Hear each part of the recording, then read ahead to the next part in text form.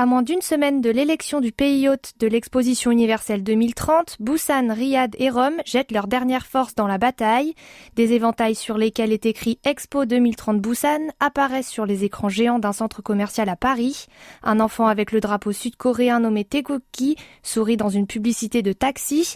Au-delà des efforts visant à faire connaître la ville portuaire, le pays du matin clair a préparé une stratégie adaptée de promotion pour les pays membres du Bureau international des expositions. Il s'agit du projet Initiative de Busan. Ce dernier consiste à partager des expériences de passage d'un pays pauvre à industrialisé.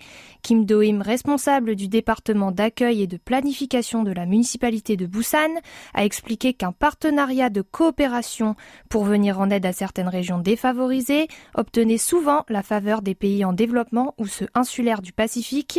Riyad met quant à elle en avant son argent du pétrole pour séduire les pays membres.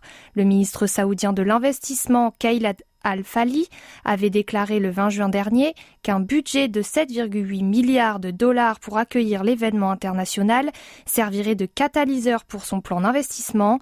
Cependant, la situation politique instable du Moyen-Orient fait obstacle à sa candidature.